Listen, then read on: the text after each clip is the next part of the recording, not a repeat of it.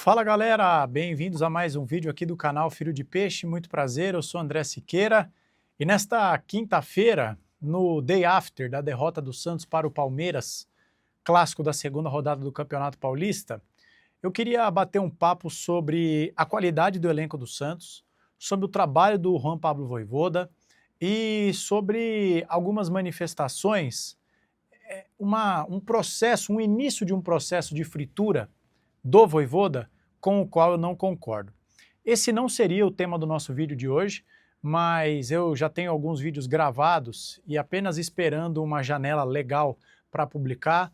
Estou preparando um vídeo especial sobre o Gabriel Menino, que surgiu de uma conversa muito bacana que eu tive com um membro aqui do canal. Temos também já 2 vídeos do Scout da Galera roteirizados e gravados. E temos também um vídeo que eu vou ficar, por enquanto vai ficar ainda só que dentro da minha cabeça, que está roteirizado. Mas eu deixei isso de lado temporariamente para falar disso. Eu gosto sempre de dizer para vocês que a gente tem que se atentar, e o algoritmo da internet é muito cruel nisso, que é, se você não falar dos assuntos que estão em alta, o seu conteúdo não performa. Então vamos falar de Vojvoda. Antes eu peço para que você se inscreva se você for novo por aqui, que você ative o sininho para você não perder nenhum vídeo, deixe a sua opinião, compartilhe, hype esse vídeo se ainda você tiver o hype e te convido a tornar-se membro do nosso canal. Nessa semana tivemos 2 novos membros, muito obrigado ao Gamito e ao Carlos Santos. Alô Carlos, não sei se você está vendo esse vídeo, se estiver e quiser entrar para o nosso grupo de WhatsApp, me manda seu contato no e-mail do nosso canal, ocanalfilhodepeixe@gmail.com, tudo junto, ocanalfilhodepeixe@gmail.com. Você será muito bem-vindo no nosso grupo de WhatsApp, que é um dos benefícios exclusivos para os membros do nosso canal. Tá bom? Bom, vamos lá, gente. Vocês estão vendo que eu estou nos estúdios do Radar de Notícias. Já já eu apresento mais uma edição do telejornal mais tradicional da cidade de Guarulhos. Hoje não tenho roteiro nenhum, estamos aqui apenas eu, meus pensamentos e vocês. Vamos lá, gente. Tentando resumir numa curta frase, qual é o ponto central do meu argumento nesse vídeo? O Vojvoda comete seus erros, o Vojvoda tem os seus problemas, como todo treinador tem, até o Guardiola tem, acredite se quiser, até o Carlo Ancelotti tem, mas o Vojvoda não é o maior culpado de algumas coisas que acontecem no Santos, e o Vojvoda não pode, em hipótese nenhuma, ser demitido. E o plus, o complemento qual é? Na minha modesta opinião, o time do Santos que começou o ano de 2026 dentro de campo está pior do que aquele que terminou em 2025. E eu vou explicar cada um desses pontos a partir de agora. Vou começar falando sobre o Vojvoda. Não, vou começar falando sobre o time ter piorado. Gente, o Santos vendeu o Souza e agora tem o Escobar como titular. Piorou. O Santos terminou o ano com o Neymar dentro de campo e o Neymar agora fez uma cirurgia e está se recuperando. Qualquer pessoa que venha substituir o Neymar, o time estará pior. Está pior com o Roleiser, estará pior se for o Miguelito, estará pior com qualquer um, porque o que o Neymar jogou na reta final do ano, provavelmente nenhum outro jogador do Santos terá condições de jogar. Ponto. O Santos vendeu o Guilherme, que para muita gente não servia. Vocês sabem, não morria de amores pelo Guilherme, mas cego eu não sou. Cego eu não sou. Desonesto intelectualmente eu também não sou. O Guilherme podia ter todos os seus defeitos, o Guilherme podia ser um jogador irritante para a torcida, o Guilherme poderia ter uma série de problemas, e eu acredito que muitos ele tinha mesmo. Mas o Guilherme, por exemplo, só falando do Campeonato Paulista, que nós estamos disputando agora, o Guilherme terminou o Paulistão do ano passado com 10 gols. Eu pergunto aos amigos e às amigas que estão assistindo esse vídeo, quantas edições de Campeonato Paulista serão necessárias para que o Lautaro faça 10 gols? Quantas edições de Campeonato Paulista serão necessárias para que o Cabaleiro faça 10 gols? Portanto, o Santos também piorou na ponta esquerda. E eu vou parar por aí. Já são 3 exemplos que eu considero gritantes de como o time do Santos piorou. E aí, a gente precisa falar da urgência para contratações. Eu vou abrir um breve parênteses aqui e pedir para a gente voltar lá para o Paulista do ano passado. O técnico era Pedro Caixinha. O Santos jogou um clássico contra o Palmeiras, uma catástrofe.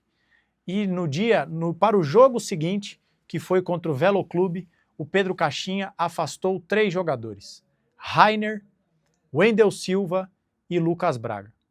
Porque o treinador entendeu que ali era o limite, que ali era o divisor de águas. Ou ele tirava esses jogadores do elenco, ou esses jogadores afundariam ou o seu próprio trabalho, e lá na frente o Caixinha naufragou, ou estes jogadores destruiriam o time do Santos. Eu pergunto, por que o jogo de ontem não poderia seguir o mesmo roteiro? Até quando a gente vai ter que aguentar Escobar? Até quando a gente vai ter que aguentar Lautaro Dias na ponta esquerda? Até quando? Até quando? Até quando a gente vai ter que aguentar Adonis Frias? Até quando a gente vai ter que aguentar, né, se conformar, melhor dizendo, com o fato do Zé Ivaldo, não estou falando de Beckenbauer, né, não estou falando de Mauro Silva, não estou falando de Baresi, não estou falando de Ricardo Rocha, Alex Torregêmeas, André Luiz Torregêmeas, né, para ficar no universo santista. Estou falando do Zé Ivaldo. Ele, Zé Ivaldo, com todas as suas qualidades, ser o melhor zagueiro que o Santos tem à disposição. Porque hoje ele é. Ele é melhor que o Adonis, ele é melhor que o Alexis, ele é melhor do que o Luan, ele é melhor do que o João Basso. Será que o Santos não precisa contratar? Será que o Santos não precisa de um zagueiro? Será que o Santos não precisa de um camisa 8? Naufragou a negociação com o Loyola. Vai ficar por isso mesmo?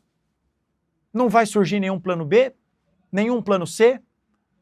Será que a gente não precisa de um volante veloz?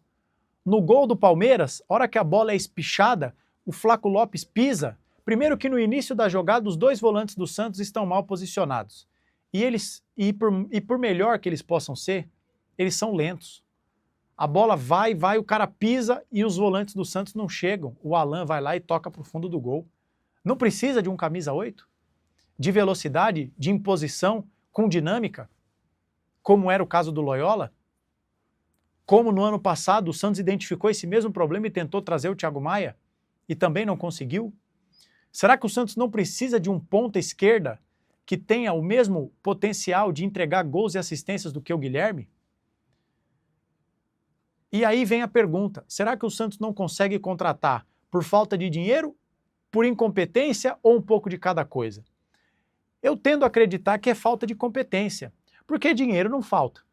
Se você compromete 8 milhões de dólares na dupla Adonis Frias e Alexis Duarte, se você compromete 1 milhão e 300 mil reais por mês no Bilal, se você paga 1 milhão, quase 1 milhão de salário para o Mike, se você paga 1 milhão e 300 mil para o Tiquinho Soares e todos esses jogadores, com exceção do Adonis Frias, todos os demais que eu citei, não jogam, o Santos não está sofrendo com falta de dinheiro. Dinheiro tem. Só que o Santos pega o dinheiro e faz isso aqui, ó. Queima, picota e joga para cima e faz festa, sabe? Então eu creio que seja falta de competência. Porque o plano A para contratar, para repor a saída do Guilherme era o Rony. Não vem o Rony. Aí o plano B é o Vitinho, do Internacional. Aí o Vitinho supostamente assina um pré-contrato, desiste do pré-contrato, não vem mais. Aí o plano C é o Michael, só que aí o Santos não se decide se vai pegar emprestado, se vai comprar, e domingo já tem outro jogo.